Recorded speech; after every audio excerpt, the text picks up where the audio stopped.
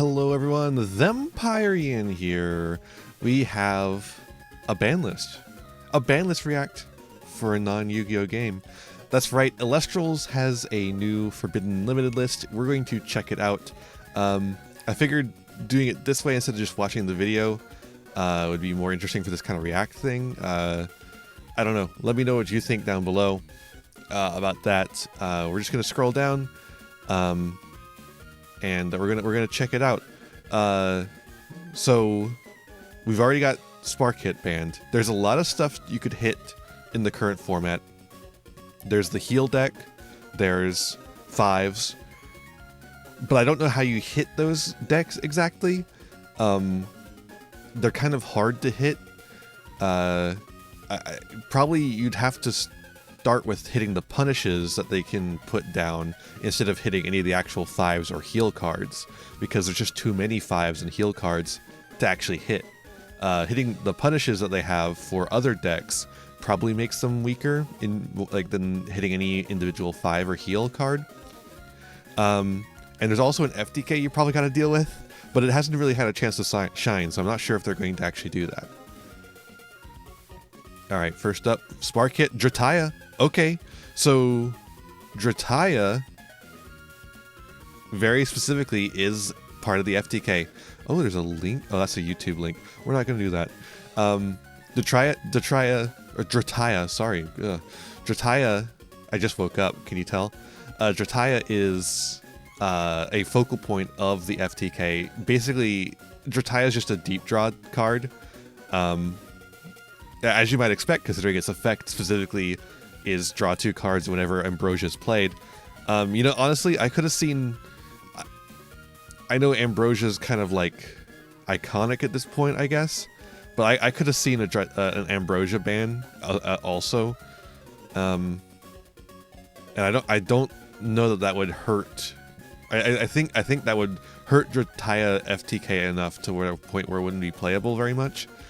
You could keep the other Ambrosia, Cornucopia Ambrosia, but if you ban the original Ambrosia, I feel like that would help hurt this strategy as well, and then, you know, make the rest of the game a little bit more fun, because I think Ambrosia is just a little bit the max C of Elestrals. The more you see of it, the better you do, and the less your opponent sees of it, the worse they do. You know, it's like that kind of thing. So it's like the person who sees the more Ambrosia over the course of a game wins, and that's not really cool. But this is not it. There's not just banned cards, there's also a limited section now. No semi-limits yet, thank God. Semi-limits don't do anything. Let's see what we got first. Oh, I just gotten 2. Lavalith. Okay, Lavalith is a really good hit. So Lavalith is a huge punish for anyone going wide at all. If you go any wider than one Elestral, Lavalith can come down and then pop a rune in the back row, which made counter runes really bad too. Or at least a lot worse than they should be. Lavalith is just such a huge punish for any kind of deck that isn't exactly fives or heal. I think putting it to 1 potentially makes it unplayable in anything except for fire, because it requires an investment of at least 2 fire spirits. So limiting it really makes it hard to justify, because it's, you only have the 1 copy of it. If it had been at 2, you were pretty likely to see it anyways. Like, that's the thing about Elestrals. The games go long enough, you draw enough of your deck, 2 copies, you're very likely to see it. 1 copy, you might see it, but is that worth 2 slots in the spirit deck? Very interesting. I think that's a good hit. I honestly, I was kind of hoping for a ban on Lavalith, but I think actually a limit is better. I think it actually is better. I like that a lot. Man, this ban list is really taken the wind out of the sails of a video I was working on. I had like a whole video essay for Elestrals written out. I could probably still make it. I just have to like shift everything to past tense. Resting on your laurels is another crazy hit too. A really good generic removal spell. Okay, here's the thing about resting on your laurels. It's actually not good. It's a dog shit card. It's terrible. But all of the removal spells in Elestrals are terrible. So that made resting on your laurels good by default. And a big part of what makes heal and 5 so strong is the massive amount of removal that they have access to. Limiting laurels and earthquake too. Limiting laurels and earthquake, probably the 2 best removal spells in the format. Really reduces that. I guess Lavalith in a way is also a removal spell because of its 6 attack. Again, resting on your laurels also, like Lavalith, punishes you for going wide because it can only be activated when you go, 2 in over your opponent, 2 spirits more than your opponent. So then they laurels you and you lose some of that advantage you've been building. So putting this to 1 really reduces the amount of punishes there are for trying to build up in any way, shape, or form. I really like that. Earthquake was just in too many decks. I think it's got a similar situation with Lavalith where its investment cost of 2 really makes it not worth going into. Although it is the only straight up removal spell that just like you play it, you remove a card. There's no cost or anything, no choosing or whatever.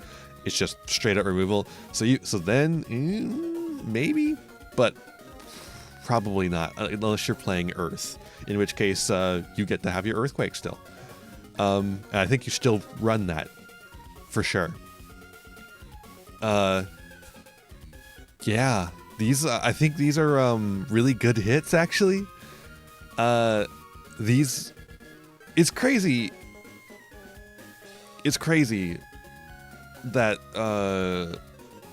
it's crazy to be in a game where they actually like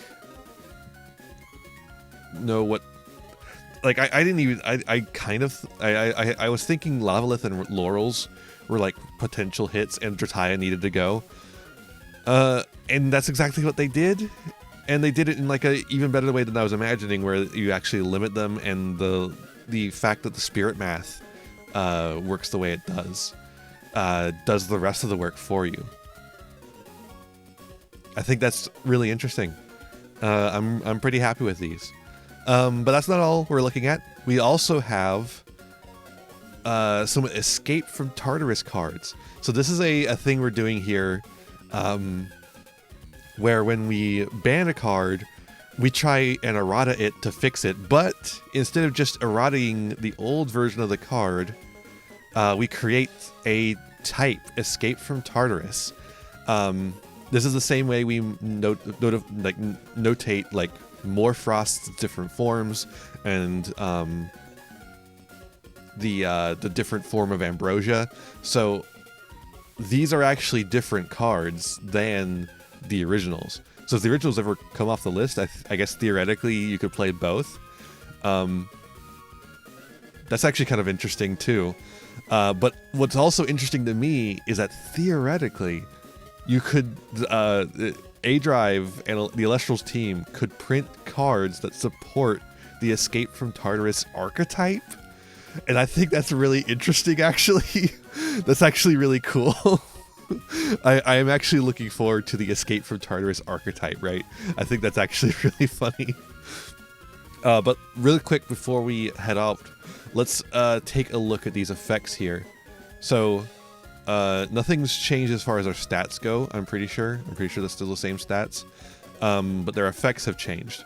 So Spark Hit, when you normal cast this Spark Hit, you can look at 2 random cards from your opponent's hand, discard one of them, you can Nexus up to 2.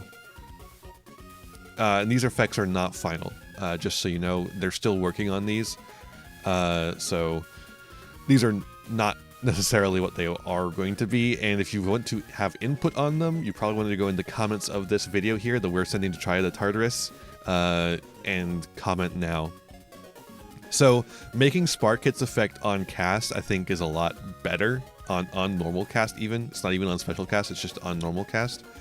And making it, you can only look at 2 random cards instead of the whole hand. That's better too, but I really think it should just be 1 random card, if any at all. Maybe just get rid of the discard effect entirely.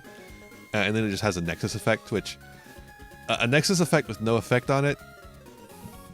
Thunder still does need a Nexuser, but I don't know if that's it, because they could just use Larva Cell, but that guy sucks, and this guy sucks too. But I still think the discard from hand is a little bit... I don't like having that effect on cards in general. Drachaya is really bad. the Escape from Tartarus Drachaya is like dog. You can discard an Ambrosia or a Golden Apple of Discord in order to draw 2 cards. Yeah, that's just like unplayable. Like the reason why Drachaya is playable at all is because Ambrosia is already a good card, and the other Ambrosia is decent too, and it's designed to work with the Drachaya. This is just, you don't get to use the Ambrosia or the Golden Apple of Discord. It's like, okay, so every Ambrosia and Golden Apple Discord can be a free Nectar of the Gods, at least. So that's like something.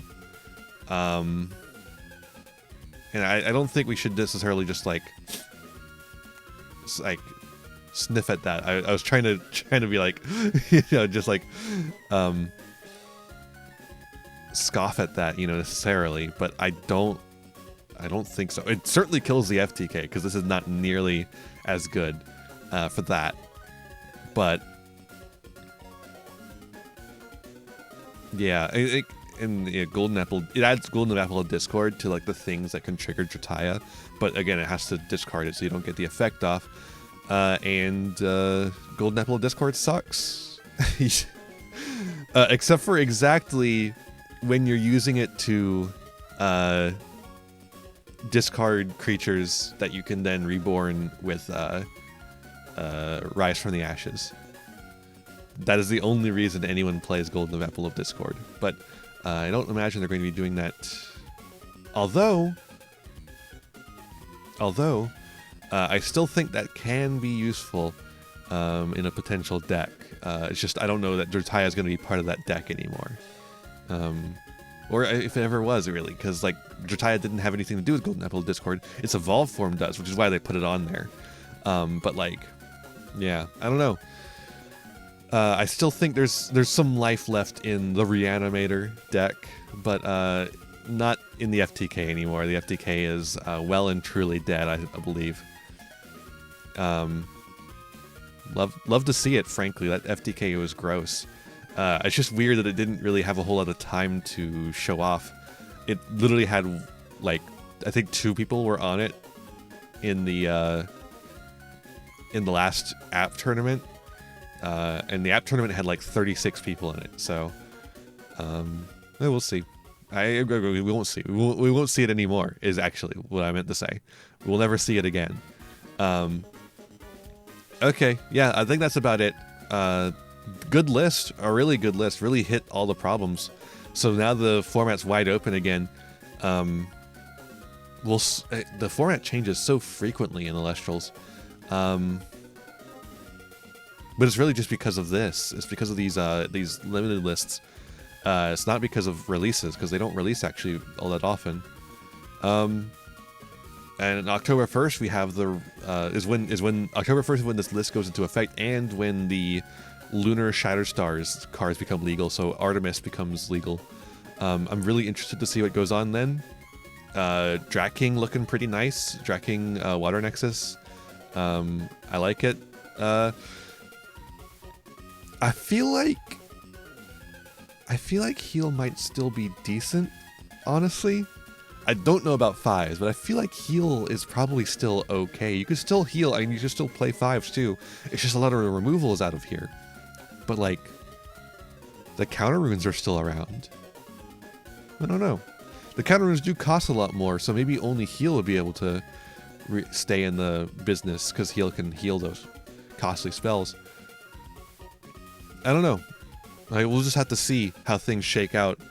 You know, I think this is a step in the right direction at the very least. Well, let me know what you think down below. Let me know if you want me to release that video and just put everything in past tense, because I think it's a good video. It's a good video essay, but it's about the previous format now. It's no longer about any format that's relevant to anyone anymore. It's just completely irrelevant now. But I don't know. I think it could be interesting just from like an examination of gameplay design standpoint, you know.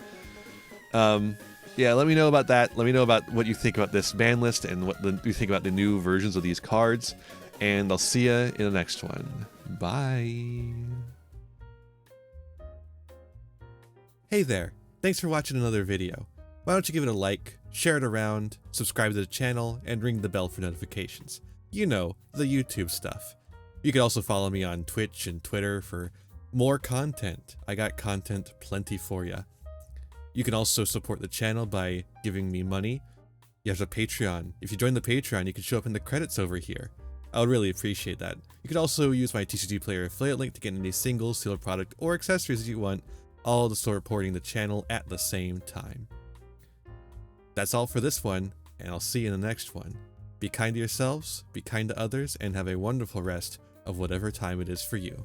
Bye now!